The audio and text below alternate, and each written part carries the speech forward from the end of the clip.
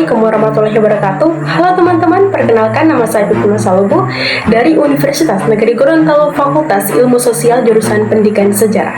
Di video kali ini, saya akan membahas tentang Perang Padri dan perjuangan Tuanku Imam Bonjol sebagai salah satu bentuk perlawanan rakyat Indonesia terhadap penjajahan Belanda pada abad ke-19. Nah, bagaimana awal terjadinya Perang Padri? Siapa sebenarnya Tuanku Imam Bonjol? Dan bagaimana perjuangan beliau dalam melawan Belanda? Yuk, simak penjelasannya sampai selesai. Tuanku Imam Bonjol adalah salah satu tokoh penting dalam sejarah Perang Padri di Sumatera Barat. Pada abad ke-19, Perang Padri berlangsung sekitar tahun 1803 sampai 1837 dan awalnya terjadi karena perbedaan pendapat antara kaum Padri dan kaum adat Minangkabau.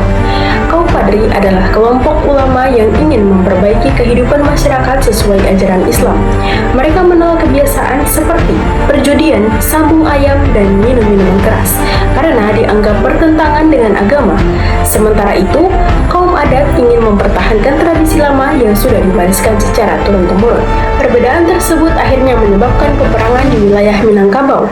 Karena merasa terdesak, sebagian kaum adat meminta bantuan kepada Belanda. Pada tahun 1821, kesempatan ini dimanfaatkan Belanda untuk masuk dan menguasai daerah Sumatera Barat. Sejak saat itu, perang berubah menjadi perjuangan rakyat Minangkabau melawan penjajahan Belanda. Dalam perang ini, Tuanku Imam Bonjol menjadi pemimpin pentingnya memimpin perlawanan rakyat dari Benteng Bonjol. Ia dikenal sebagai sosok berani, cerdas, dan pantang menyerah.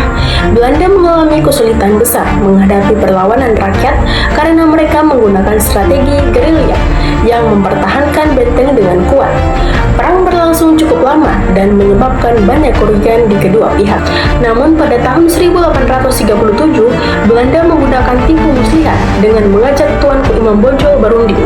Saat perundingan berlangsung, beliau justru ditangkap dan kemudian diasingkan ke beberapa daerah, hingga akhirnya wafat di Manado pada tahun 1864. Meskipun Perang Padri dimenangkan oleh Belanda, perjuangan Tuanku Imam Bonjol tetap dikenang sebagai simbol keberanian rakyat Indonesia dalam melawan penjajahan. Dari perang ini juga dapat dipelajari bahwa persatuan sangat penting untuk mempertahankan bangsa dan kekuasaan asing.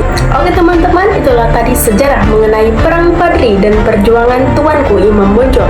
Semoga video ini bisa menambah pengetahuan dan wawasan kita tentang sejarah perjuangan bangsa Indonesia.